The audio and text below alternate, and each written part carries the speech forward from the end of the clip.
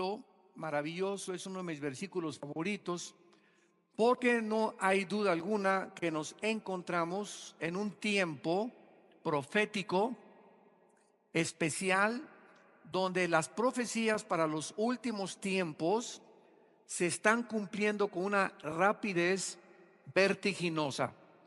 Y es importante que al cobrar conciencia de que el Espíritu Santo está comenzando a moverse en miles de iglesias alrededor del mundo y en millones de corazones de todos aquellos que han puesto su fe y su confianza en el Hijo de Dios Jesucristo, entendamos qué corta es la vida.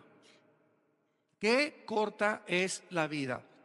Y además de esto, que pasa con una rapidez tremenda, como dice en Santiago 4, es como un vapor la vida, que aparece y desaparece.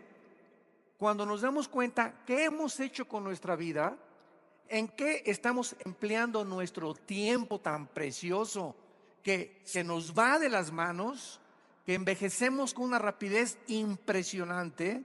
Cuando vemos a las criaturas pequeñas nacer y a los 2, 3 años a nuestros nietos, nos damos cuenta qué rápido pasa la vida. De veras debemos de considerar que estamos en la penumbra de la muerte, porque todos los seres humanos estamos en una fila esperando la condenación final, o sea, la muerte. No la condenación eterna del alma, sino somos reos condenados a morir todos los seres humanos. Porque dice la Biblia en Hebreos 9:27, está establecido que todos nosotros muramos una sola vez.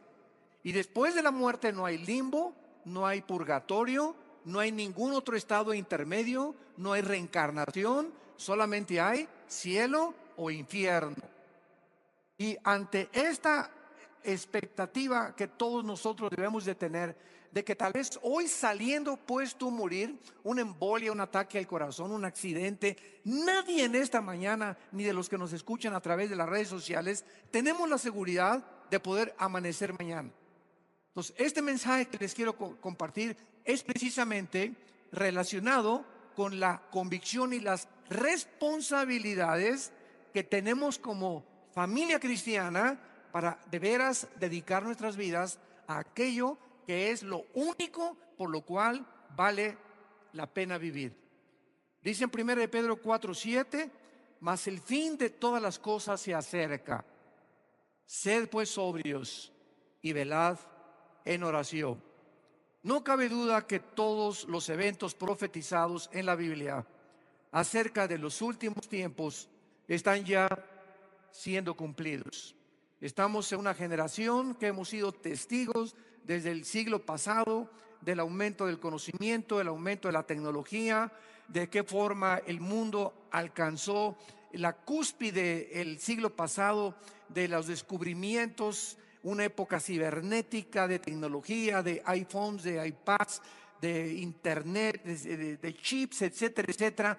Y a pesar de todos estos descubrimientos y avances increíbles científicos, es increíble que nos encontremos al borde de una tercera guerra mundial, donde vemos las naciones y los gobernantes que están ahorita en el mundo, de las aproximadamente 200 naciones que forman el planeta Tierra, confundidos económicamente, sociológicamente, religiosamente, filosóficamente, y donde el mundo está, ya no hay aire, está contaminado, ya no hay comida porque está contaminada, ya no hay agua en los ríos, en los mares contaminados con los millones de litros de petróleo que se han derramado, y todo el planeta lo vemos envuelto como en una nube oscura. El suicidio ha aumentado en los niños de entre 9 y 16 años de edad. Entre 9 y 16 años de edad, los niños ni siquiera están alcanzando la pubertad y se están quitando la vida. Nunca antes había pasado esto. Nunca se habían recetado tantas pastillas tranquilizantes como en el siglo XXI. Se calcula que el año pasado se recetaron más de 565 millones de pastillas tranquilizantes en una sola nación de Europa. Es impresionante. Los psicólogos, los psiquiatras, los sociólogos están confirmando que la enfermedad del ser humano en el siglo XXI es el estrés. El estrés se considera actualmente por las mayores revistas científicas como la causa de las principales enfermedades mentales y físicas del ser humano: el estrés. ¿Qué es el estrés? Es una condición de falta de paz, de ansiedad, de incertidumbre del futuro, de enojo, de rabia, de ira, de injusticia, de intranquilidad, de perturbación interna, y que no te deja dormir, que vives ansioso, no sabes cuál es el propósito de la vida, el trabajo, y se cae el dólar, y se cae el petróleo, etcétera, etcétera, y hace que el ser humano llegue a este punto donde ya no tiene paz. Y eso provoca, desde que se descubrieron las enfermedades psicosomáticas, psicomente, soma cuerpo, las enfermedades que produce la mente intranquila, al hígado, al estómago, a los pulmones, al corazón, al páncreas, a la vesícula biliar, etcétera, etcétera. Es increíble cómo ahora se ha descubierto y confirmado que un estado mental anormal afecta tu salud. Sin embargo, a la luz de todos estos acontecimientos y de todas estas profecías que hemos visto que se han estado cumpliendo, y hemos dado cantidad de seminarios acerca de profecías, dos preguntas muy importantes tenemos que contestar. La primera: ¿qué efecto tiene en tu vida y en mi vida al saber que nos encontramos en la última generación? Esto es demasiado solemne y demasiado serio. ¿Qué efecto tiene al conocer en este libro que es la Biblia, y que ya no hay duda que nos encontramos al final de la historia, por todo lo que nos está rodeando, como jamás en la historia habían convergido todas las profesiones como lo han hecho ahora en el siglo XXI? ¿Qué efecto debe tener en mi vida y en mi relación con Dios? Y la segunda pregunta es: toda esta información que tenemos del fin de la historia y del ser humano, ¿es simplemente algo fascinante y sensacionalista para mis oídos y para mi conocimiento intelectual? ¿O toda esta información nos las dio Dios para prepararnos para recibirle? Cuando Cristo vino en su primera venida, el pueblo de Israel no le reconoció. No estaban listos, más que pequeñas personas como Anita, ¿verdad? Y como María, y como su prima Elizabeth, y como todos los que estaban, a quienes el Hijo de Dios se reveló. Pero tú estás preparado verdaderamente. Vives una vida, como vimos en el seminario de matrimonios ayer, vives una vida de santidad con tu esposa. ¿Le eres fiel a tu esposa, no solamente físicamente, sino con tus pensamientos también? ¿O eres una persona adúltera? ¿Eres una persona adicta a la pornografía? ¿Eres una persona que no puedes evitar ver a una mujer y desnudarla de la cabeza a los pies? ¿Eres una persona honesta y íntegra en tu trabajo, en tu trato y en tus relaciones con tu prójimo? ¿O eres una persona endeudada y que debes y que ni siquiera te interesa pagar tus deudas y te llamas cristiano? Y se llaman cristianos jóvenes cuando ustedes tienen una relación de fornicación con tu novia, donde se manosean los dos sin estar casados, brincando privilegios que no les pertenecen. ¿En qué situación nos encontramos para realmente, si Cristo viniera hoy en la noche, o si tú murieras hoy en la noche, en qué condición podrías encontrarte delante de Dios? En la segunda carta a los Corintios, capítulo 13, segunda de Corintios, capítulo 13, versículo 5, el apóstol Pablo exhorta y nos dice: examinaos a vosotros mismos si estáis en la fe. Pruébense a ustedes mismos. ¿O no conocen que a ustedes mismos que Jesucristo está en ustedes, a menos que estén reprobados? La Biblia nos manda a hacer este examen de conciencia, de llegar tal vez hoy en la noche o acabando esta conferencia, e hincarte junto a tu cama, o mañana temprano, tal vez mejor hoy antes de que amanezcas, y decirle: Señor, aquí estoy. No hay nada que te pueda engañar de mi vida. Mi vida está desnuda ante tus ojos. Tú eres el Dios que todo lo examina y que todo lo ve. Yo me llamo tu hijo, me llamo tu hija. Padre, muéstrame en qué áreas de mi vida estoy mal. Quiero servirte, quiero amarte, quiero que me vaya bien, quiero que me bendigas, mi matrimonio, mis hijos. Padre, ayúdame, y confiésale a Dios las áreas de tu vida Señor, no puedo ya con la pornografía, ayúdame con el alcohol, con este vicio, con esta adicción. Soy un deshonesto, debo este dinero. Tú lo sabes, no te puedo engañar, oh Dios todopoderoso, poderoso Dios. Ayúdame, te confieso mis pecados.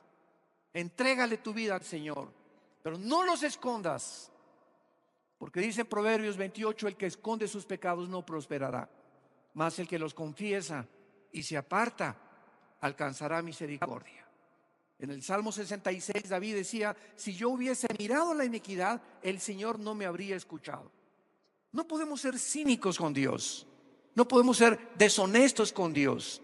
Tenemos que entender que es un Dios que nos conoce desde que nos levantamos hasta que nos acostamos, qué pensamos, qué hacemos, qué revistas vemos, qué programas de televisión permitimos en nuestro corazón, qué amistades tenemos, cómo trato a mi novia, cómo trato a mi esposa. Él es un Dios poderoso. Es un Dios que cubre el universo entero y la eternidad.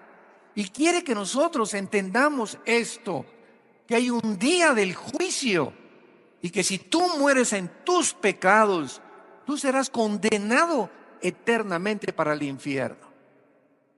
La primera pregunta que debemos hacernos es la siguiente: ¿estás tú seguro, absolutamente seguro de tu salvación? Nadie sabe cuánto tiempo más tenemos en este mundo, personal o proféticamente. De manera personal, todos sabemos, ¿verdad? Y estamos conscientes que tenemos que morir todos. Niños, jóvenes, adultos, tercera edad, viejitos, todos tenemos algún día una cita con la muerte. Proféticamente, Cristo puede venir en cualquier momento por nosotros para llevarnos al cielo, por lo que todos los incrédulos que se van a quedar aquí en este planeta van a experimentar los horrores y los juicios tan devastadores y terribles que se llaman en la Biblia la gran tribulación, que lo cubre el capítulo 6 al capítulo 19 del libro del Apocalipsis. Y en vista de todas estas realidades en las que el mundo va a ser sumido aún todavía en un terror más grande que ahorita parece reino aventura comparado con lo que se viene en el mundo, lo más importante que toda persona debe en este momento considerar es esta pregunta: ¿tienes tú una relación con Jesús como tu Señor y como tu Salvador? Yo no te pregunto si eres católico o si eres evangélico o si eres mormón o si eres testigo de Jehová o qué religión tengas. Esa no es la pregunta que estamos ahorita considerando. La pregunta que yo te estoy haciendo es: ¿tú tienes una relación diaria con alguien que vive y que se llama Jesucristo? ¿Lo has descubierto que Él está vivo? ¿O eres una persona simplemente religiosa que vienes el domingo, cumples tu miércoles de ceniza, tu peregrinación, la Pascua, lo que tú quieras, pero no tienes una relación diaria con el Hijo de Dios? Esta es la grande diferencia entre un religioso y un cristiano.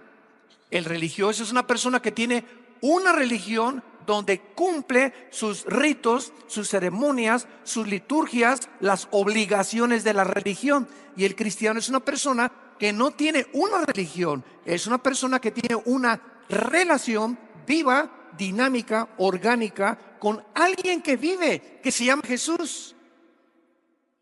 Y esa relación solamente se puede tener y solamente se puede mantener y sostener a través de la Biblia.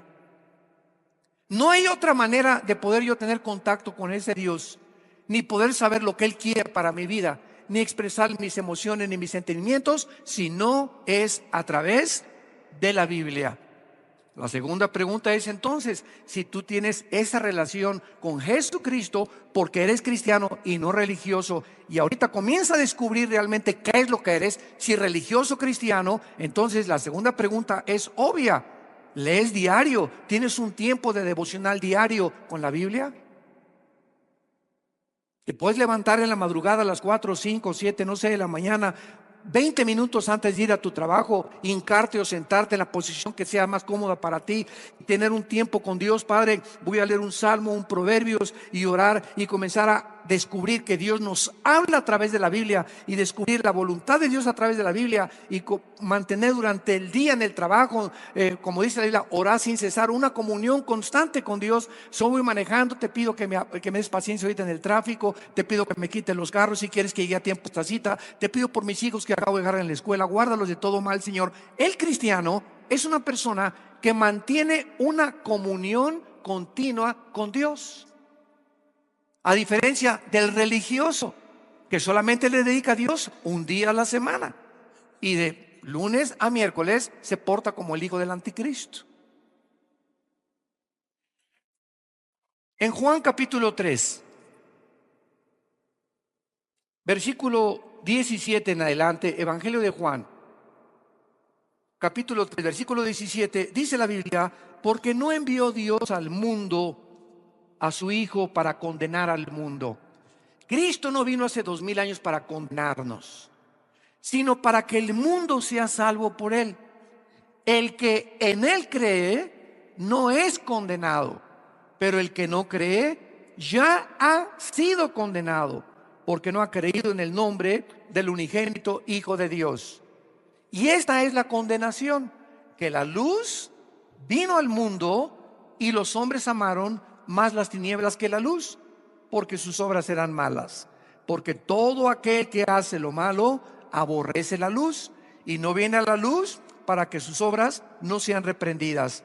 Mas el que practica la verdad viene a la luz para que sea manifiesto que sus obras son hechas de Dios. Todo ser humano que ha tenido un encuentro con Jesucristo y que descubriste en tu vida, en algún punto de tu vida, en mi caso personal fue hace muchos años cuando me di cuenta que mi vida era un desastre, que mi vida era un caos, yo estaba autodestruyéndome totalmente. Y precisamente mi hermano Alejandro, el que se encuentra ahorita enfermo, fue el que me abrió los ojos, me abrió la Biblia y tuve un encuentro con Jesús. Le comencé a leer Juan 14:6, yo soy el camino, la verdad y la vida, y descubrí que Cristo no era Mahatma Gandhi, no era Buda, no era Mahoma, no era Confucio, no era Zoroastro, sino que Él había hecho declaraciones como: yo soy la resurrección y la vida, yo soy el pan que descendió del cielo, yo soy el principio y yo soy el final, yo soy el que estuve muerto, mas he aquí que vivo. Y estas declaraciones de Jesucristo me hicieron caer de rodillas. Y como me dijo mi hermano, tú no tienes una tercera alternativa con Cristo. O Él fue un psicópata, loco, paranoico, esquizofrénico, el más grande que la humanidad ha conocido, o te caes de rodillas y le llamas Padre Santo, Hijo de Dios, Dios mío y Señor mío. Pero no me vengas, me decía mi hermano, no inventes que solamente es un maestro de moral, un gran filósofo como todos los que han existido. Él no nos da esa tercera opción. Él es lo que Él dijo ser, o fue un mentiroso. Pero nunca lo clasifiques entre un gran maestro de moral, porque Él no dijo solamente que venía a traer una moral. Él nos vino a decir que Él nos venía a traer la vida, a conectarnos con nuestro Creador otra vez. Y sus declaraciones son impresionantes a la luz de las declaraciones de todos los demás líderes religiosos que han existido en el pasado. Compáralas simplemente. Fue lo que yo hice. Yo estudié a Buda, estudié a Mahatma Gandhi. Estaba en una búsqueda impresionante filosófica. Era ateo, además de todas estas cosas. Había llegado a convencerme que ya Dios no podía existir. ¿Y todo por qué? Por el programa equivocado que habían puesto mis amigos y mis maestros en mi mente. Y cuando me encuentro con Jesús, Él viene a cambiar nuestras vidas. Si tú te llamas cristiano y tu vida no ha sido revolucionada, donde ya tratas diferente a tu esposa, tratas diferente a tus hijos, a tus padres, a tu novia no la tocas porque sabes que no debes hacerlo, ni, como dicen vulgarmente, comerte la torta antes de tiempo, hasta el día de la boda, hasta el día de tu luna de miel. Tú le entregas tu cuerpo y le dices: Panchita, este es mi cuerpo que he guardado hasta el día virgen, hasta el día, para esta esta noche que sea para ti. Igual la mujer, ¿verdad? Este es mi cuerpo, es el mejor regalo de bodas que yo te doy. Me he mantenido virgen ante los ojos de Dios y ante ti. ¿Por qué? Porque amo a Jesucristo. Cuando comenzamos a vivir esa vida de santidad, de dedicación, de consagración, no se imaginan las grandes bendiciones que Dios nos da. Pero tenemos que cobrar realidad. ¿Qué es el cristianismo? Ya tenemos que despertar. Ya tenemos que cobrar conciencia que el mundo se está hundiendo. El Titanic, el barco se está hundiendo. Y el grito es: sálvese el que pueda. Ya no hay más que sálvese el que pueda. Ya deja de vivir esa vida vana, vacía, hueca, falsa, hipócrita que muchos están viviendo. Llegó el momento de la realidad, donde tenemos que cobrar conciencia si somos o no somos.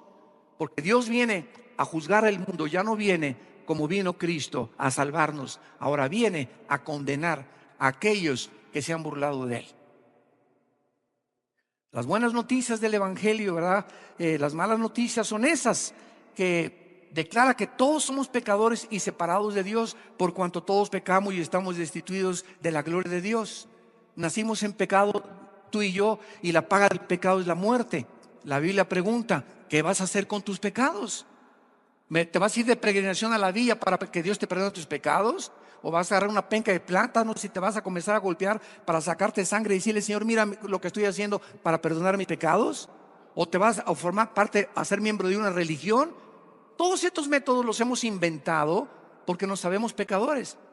Pero la Biblia tiene otro mensaje: que tú no tienes que hacer nada. Cristo en una cruz hizo lo que nosotros no podíamos hacer. Él paga por nuestros pecados en la cruz, y tú lo único que tienes que hacer es aceptarlo, arrepentirte de tus pecados, invitarlo como tu Señor y Salvador, y comenzar a tener una relación con Él a través de las Sagradas Escrituras.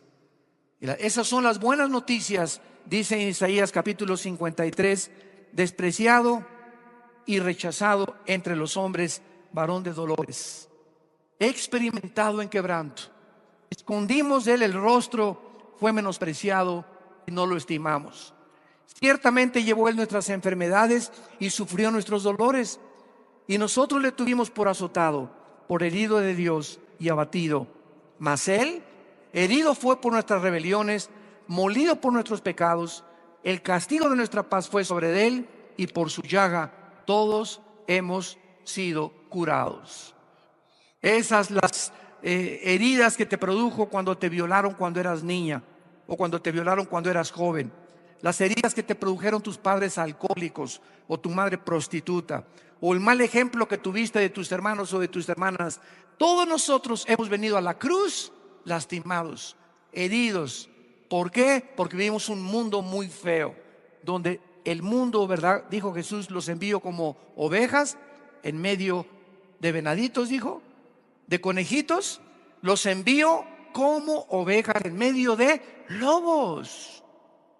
Y los lobos son de los depredadores más sanguinarios y crueles que existen. Estamos rodeados de un mundo bien feo. Y en este mundo vamos a experimentar traiciones, desánimo, frustraciones, te van a apuñalar por la espalda, decepciones, desilusiones. Y todas estas cosas, si tú no estás blindado, blindada, y sabes que así es el mundo, te hundes en la autolástima.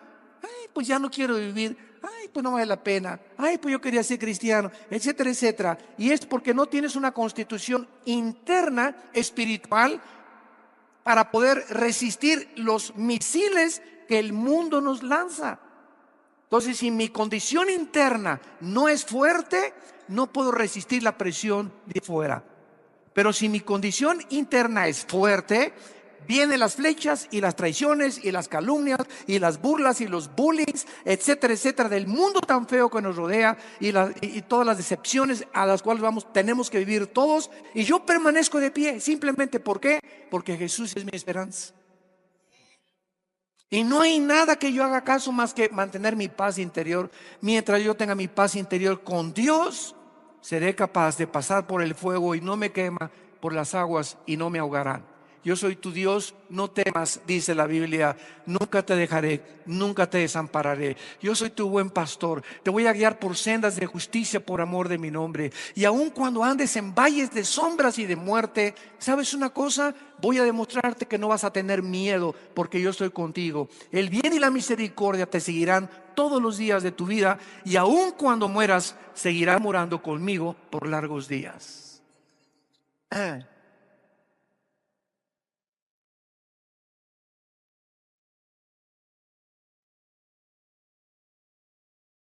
La muerte de Cristo nos ha perdonado todos nuestros pecados, pasados, presentes y futuros.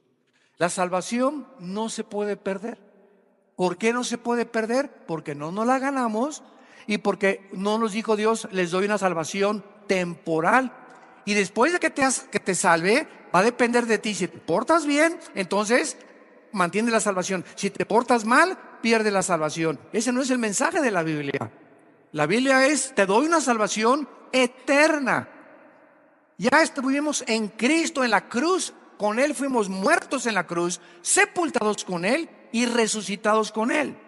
Entonces, si alguien dice que es cristiano y toma la salvación como ocasión para el libertinaje, pues como ya soy salvo, puedo hacer lo que me da la gana, eso demuestra que no eres cristiano.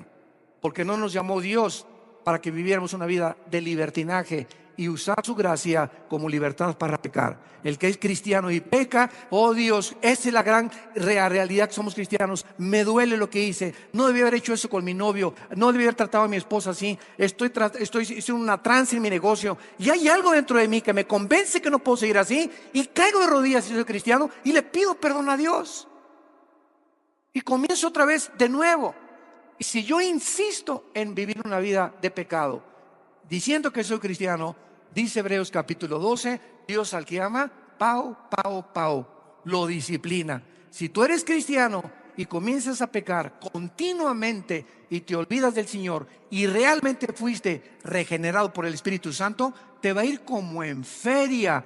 Y cuando Dios te regrese, te va a regresar de las orejas. Y Él prefiere decirte, te voy a regresar manco, o cojo, o ciego, o sordo. 1000 veces prefiere Dios que nos suceda lo peor en la vida a que entremos enteros al infierno.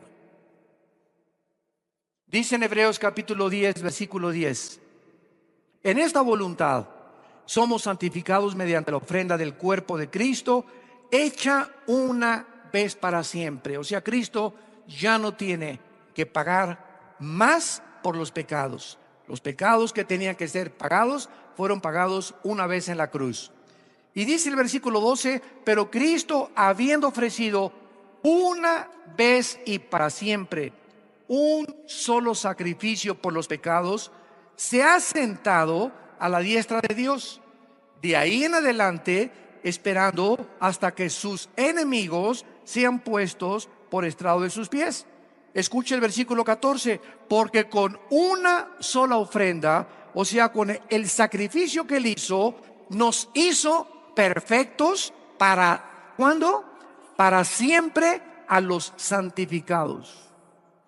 Una sola ofrenda, un solo sacrificio bastó ante los ojos de Dios, y no los miles que puedo irme yo a la villa o golpearme con pencas o no comer. O te ofrezco este ayuno, Señor, pero salva a mi hijita. Te ofrezco este ayuno para poder trabajo. Oye, ¿qué crees? Que Dios es un Dios que no tiene misericordia, y que cuando vea, a ver, este Arcángel Miguel, ven para acá, chécame quién no está comiendo para bendecirlo.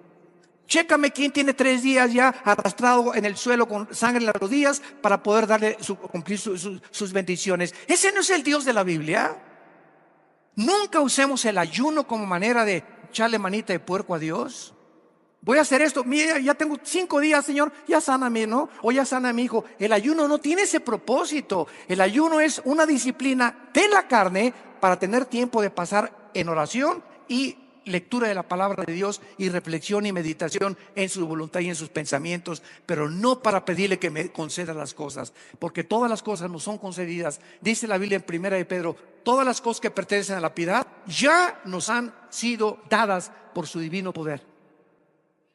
Dice Efesios capítulo 1 que ya hemos sido bendecidos con toda bendición espiritual en los lugares en Cristo.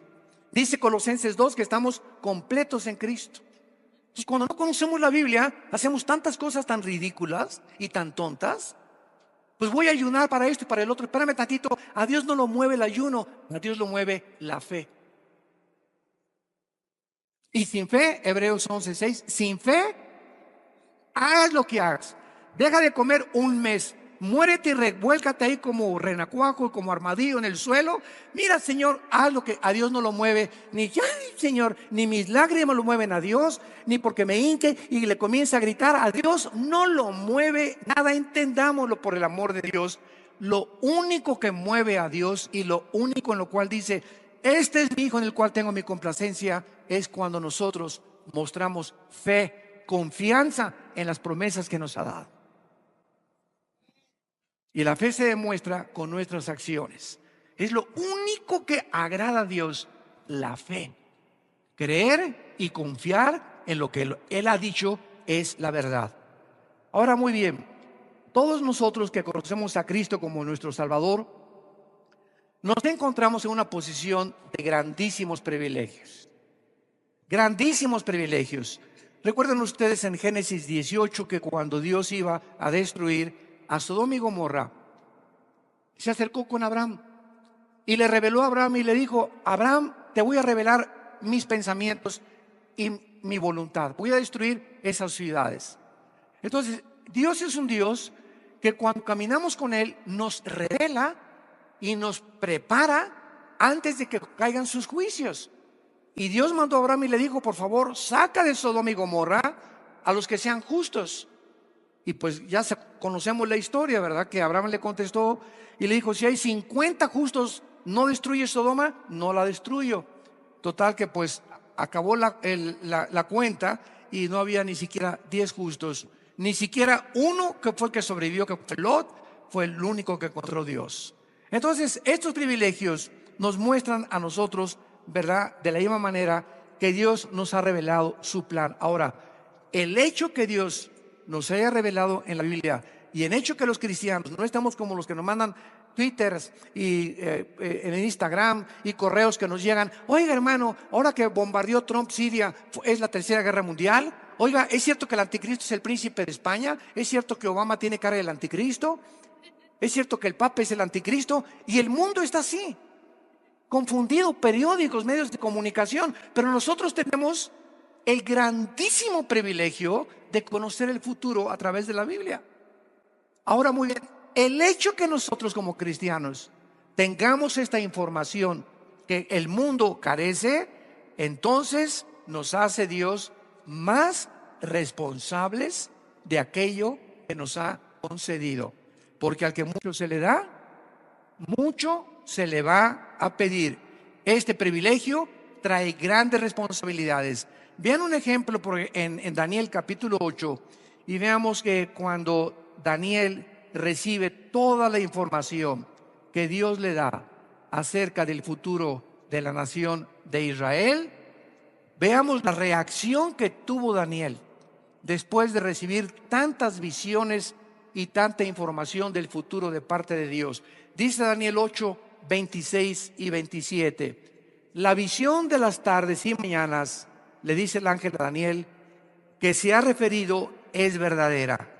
Y tú guarda la visión porque es para muchos días. Y yo, Daniel, después de que recibió toda esta información, quedé quebrantado y estuve enfermo algunos días. Y cuando convalecí, atendí los negocios del rey, pero estaba espantado a causa de la visión y no la entendía. Y el capítulo 9 nos lleva a una de las oraciones más hermosas de la Biblia, donde David, al darse cuenta que estaba a punto de cumplirse la cautividad babilónica, que su pueblo, los judíos, iban a regresar a Jerusalén porque se cumplía la profecía de Dios que eran 70 años de cautiverio, Daniel en el capítulo 9 cae de rodillas al saber lo que iba a acontecer y entonces dedica días, 2 semanas de ayuno, no para moverle la mano a Dios, sino para que Dios le diera y estuviera más cerca de él sabiduría y entendimiento porque él no podía soportar lo que vendría sobre su pueblo. Nosotros, los cristianos del siglo XXI, al tener conocimiento de lo que Dios nos ha revelado en la Biblia, que el mundo se encuentra a punto de naufragar, que el barco está a punto de hundirse, que toda la ecología del mundo, los sistemas ideológicos, gobiernos, filosofías han fracasado. El hombre no ha podido encontrar un sistema de gobierno adecuado. Los matrimonios cada vez peor, divorciándose, adulterios, unas vulgaridades en las pantallas de Hollywood, en las telenovelas, en la televisión, pornografía, 17,5 millones de sitios pornográficos en el internet. Vivimos un mundo que está completamente oscureciéndose, y lo más grave de todo esto es que los cristianos que no se den cuenta de esto sigan dormidos y se adapten a la temperatura. Pues todas estas cosas son normales. La prostitución es normal, los matrimonios gays son normales, ese es tu amor, yo tengo mi estilo de vida, no hay nada de malo en ver una película pornográfica de vez en cuando, ni me tengo que salir del cine cuando salgan vulgaridades tampoco. ¿Por qué? Porque somos igual que el mundo. Y cuando el cristiano comienza a tener esa manera de pensar como los demás del mundo, ahí es cuando la campana de alarma debe comenzar a sonar. Cuidado, porque te encuentras en peligro. Tal vez ni siquiera eres cristiano, porque Dios nos ha llamado, y vamos a ver las 4 grandes responsabilidades que nos debe de producir la comprensión de la condición en la que el mundo se vive. Número 1, la primera responsabilidad que debemos de tener, si de veras somos cristianos, es compasión por los pecadores. Al conocer cómo la manera de las profecías se van desarrollando y los juicios no tardan en caer sobre nuestro mundo, debe causarnos que todo cristiano, todo aquel que se llama cristiano, sea un ganador de almas. Desde que tú te convertiste,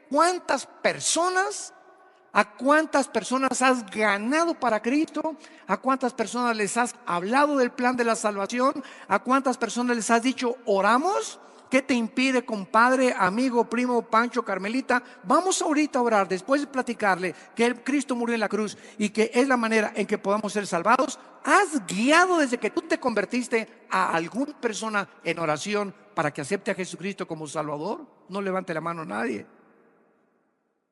Si tú no has ganado almas ni le has hablado a nadie de Cristo, ¿cómo puedes llamarte cristiano? Cuando en Hechos 1:8 Jesús dijo, recibirán poder cuando hayan recibido al Espíritu Santo y me serán testigos. ¿Para qué vino el Espíritu Santo a nuestra vida? Para hablar de Cristo. Me llamo cristiano y no he hablado de Cristo en 3 años. Espérame tantito, yo no sé qué espíritu es, pero no es el Espíritu Santo. Porque el Espíritu Santo nos impele, nos mueve, nos motiva al panadero, al lechero, al tendero, al carpintero, en el elevador, al bellboy, a donde yo voy, a la azafata en el avión si puedo, al piloto si puedo, a las personas que tengo oportunidad. No pierdo ninguna oportunidad de poder de alguna manera introducirme en la conversación de la gente para presentarles a Cristo. ¿Hay esa llama y esa pasión en tu alma por compartir a Cristo?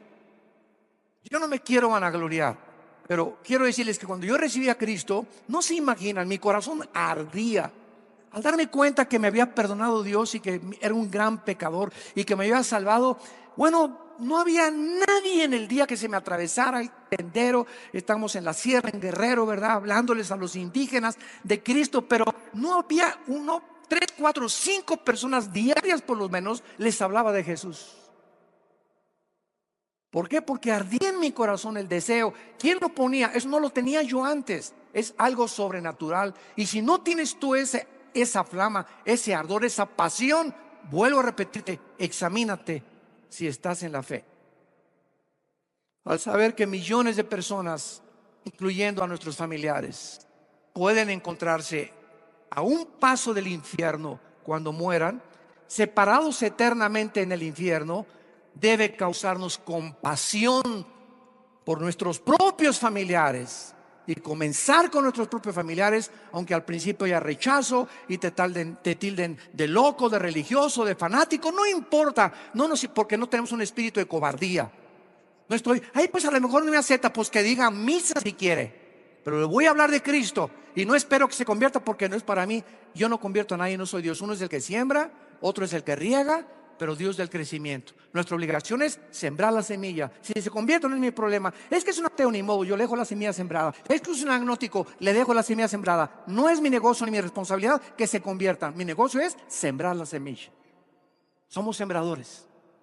En Lucas capítulo 16 tenemos la historia terrible que Cristo nos corre el velo del infierno, de alguien que estaba en el infierno y que ya estando en el infierno, dice la Biblia, dando voces, Lucas 16 versículo 24, esta persona en el infierno le gritó a Abraham, que estaba en el otro lado, había una cima que dividía el paraíso del infierno: ten misericordia de mí, Abraham, y envía a Lázaro para que moje la punta de su dedo en agua y refresque mi lengua, porque estoy atormentado en esta llama. Abraham le dijo: hijo, acuérdate que recibiste tus bienes en tu vida y Lázaro también males, pero ahora este es consolado aquí y tú atormentado. Además de esto, una gran cima nos separa. Entonces, el versículo 27, la persona que estaba en el infierno le dijo a Abraham: te ruego pues, Padre, que envíes a la casa allá cerca de Lerma. Tengo 5 hermanos para que les testifique cerca de Catepec o de Toluca, donde tú vivas. Mándales a alguien para que les hable de Cristo, a fin de que no vengan ellos también a este lugar de tormento. Y Abraham le contestó y le dijo: a Moisés y a los profetas tienen, óiganlos. Él entonces dijo: no, padre Abraham, pero si alguno fuere de ellos de entre los muertos, se arrepentirán. O sea, si alguien se levanta en la noche y le jala las patas a mi hermano, o a mi tía, o a mi madrina, y le jala los piecitos, y le dice: yo soy el ángel, arrepiente tus pecados. O sea, buscando maneras, o un milagro que... No. Nadie se va a convertir por milagros, ni por apariciones en la noche. Dice el versículo: mas Abraham le dijo: si no oyen a Moisés y a los profetas, tampoco se persuadirán, aunque alguno se levantare de los muertos. Es mentira que algún milagro guíe a nadie a la cruz. Dichosos los que no vieron y creyeron, dijo Jesucristo. Los milagros que hizo Jesucristo era para poder vindicar que Él era el Mesías. Y claro que Dios sigue sanando. ¿Quién puede dudar de la soberanía de Dios? Pero de eso, a usar los milagros para hacer que la gente crea en Cristo, eso es una gran fantasía. Eso no es bíblico. Yo puedo ver ahorita, traigo a mi tío y que es ateo, y veo que se paró alguien de la silla de ruedas y mi tío va a decir: es verdad, de veras se levantó y tenía 15 años en la silla de ruedas. Pregunta, esas emociones de mi tío y sus sentimientos que lo llevaron hasta arriba al ver ese espectáculo, la pregunta es: ¿cuánto le van a durar? A los 4 días ya se olvidó de eso.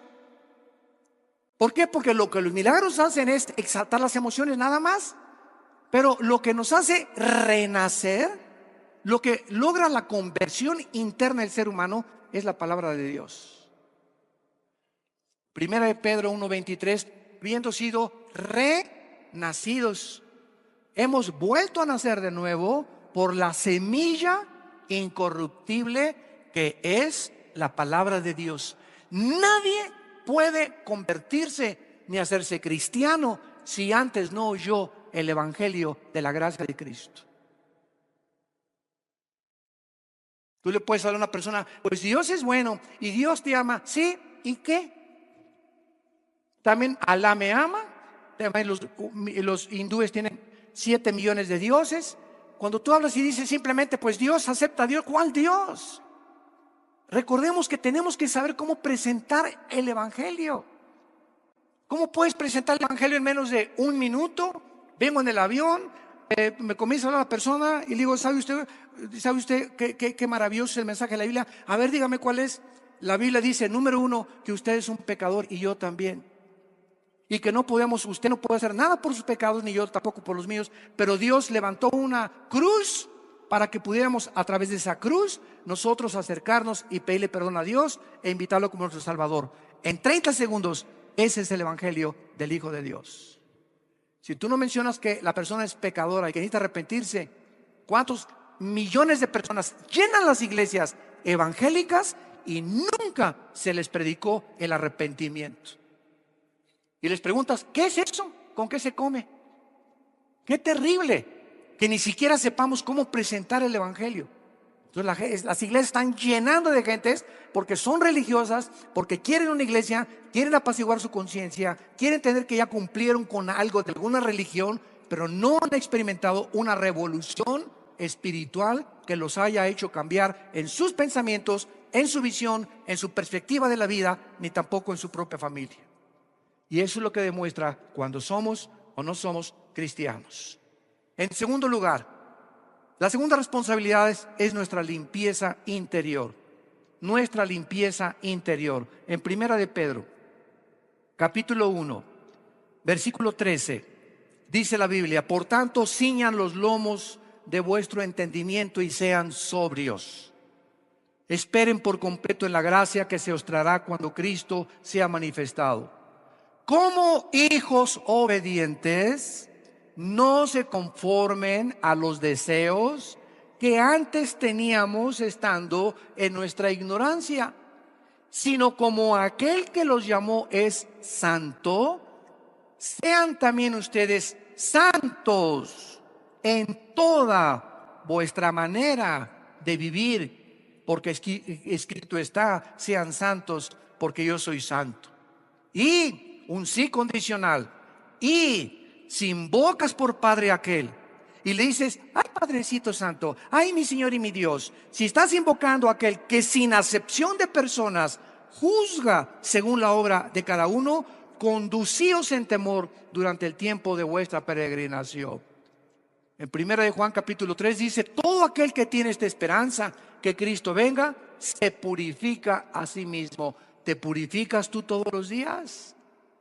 De la misma manera que todos los días vamos a la regadera, sudamos, necesitamos jabón, champú, desodorante para poder amanecer frescos, oliendo bien físicamente. De la misma manera, todos los días en el camión, en el metro, en la escuela, en la oficina, oímos conversaciones, groserías, películas, videos, cosas, escenas espectaculares, vulgares, y todo eso nos contamina espiritualmente. ¿Te limpias tú todos los días al llegar a tu casa, antes de acostarte? Padre Santo, estas conversaciones que oí ya no las quiero ver, estas cosas que vi, límpiamas con tu sangre preciosa. ¿Te purificas diario? No, hermano, tengo 15 días que ni siquiera me he acordado de eso. Por eso estás como estás, frustrado, inseguro, desesperanzado, desanimado, angustiado, lleno de estrés. ¿Por qué? Porque es imposible ser feliz sin ser santo. ¿Me escuchaste? No se puede ser feliz sin la santidad. La única manera de poder vivir una vida en paz, con seguridad, con propósito, con significado, es en la santidad, obedeciendo la palabra de Dios. En tercer lugar, nuestra responsabilidad es consuelo para el sufrimiento. Otro efecto práctico de las profecías es que es una influencia consoladora para todas las adversidades y tribulaciones que estamos atravesando. Santos de Dios, ya se va a acabar todo. Ya se va. Adiós mundo cruel, ya nunca te veré. Así se nos va la vida.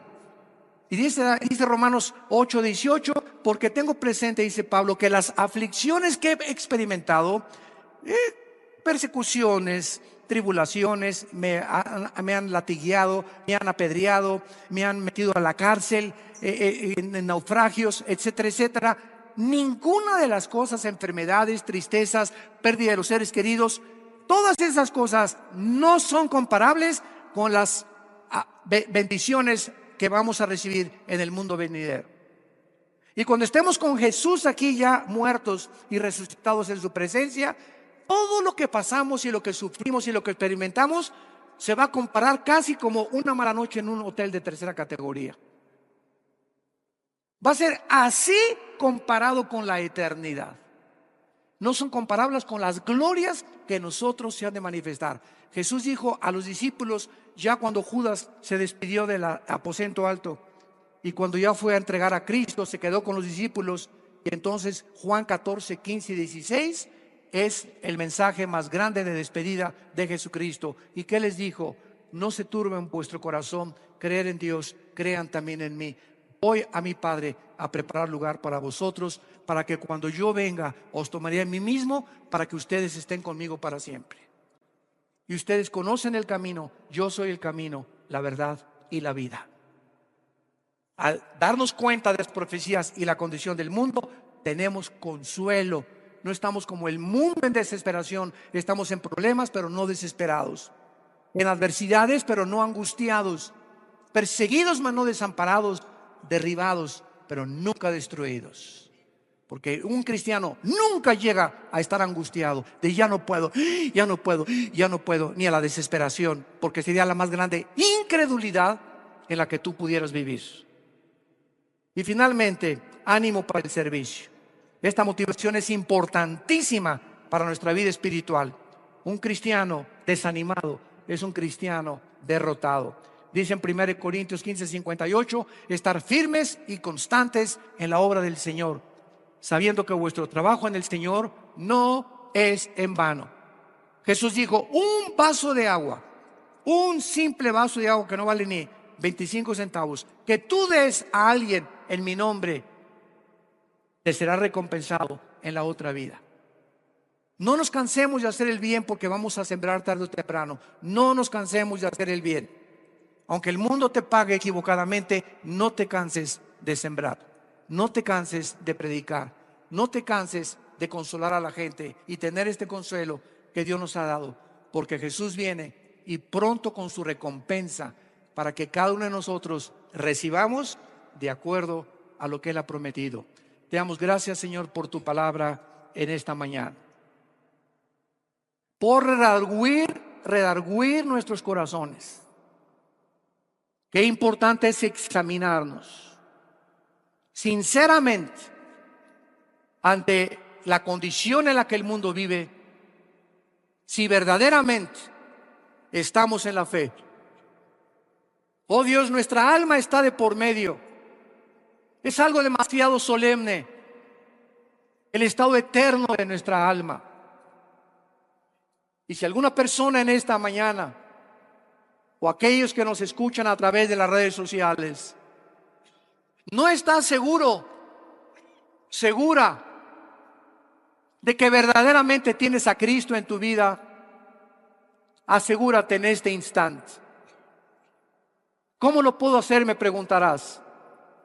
Simplemente, después de escuchar este mensaje precioso, majestuoso, eterno de la palabra de Dios, dile con todo tu corazón a Dios en este momento: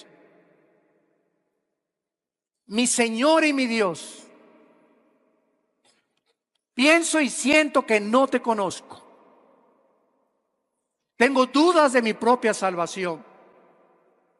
Señor Jesucristo, creo que en esa cruz, con tu sangre preciosa, pagaste con ella la cuenta pendiente de pecado que yo tenía contigo. Reconozco que nunca hubiera yo podido pagar esa cuenta con ningún sacrificio y con ninguna buena obra. Tú lo hiciste todo en mi lugar para mostrarme tu gracia, tu amor infinito, porque de tal manera me has amado que has dado a tu Hijo Jesucristo en mi lugar. Señor Jesús, como creo que a los 3 días tu Padre te levantó de los muertos, te pido que entres a mi vida en este instante. Te recibo como mi Señor y mi Salvador. Lávame y perdóname de todas mis maldades de mi vida pasada. Hazme una nueva criatura y con el poder de tu Espíritu viviré para hablar de ti, porque la vida es corta y quiero emplear mi corta vida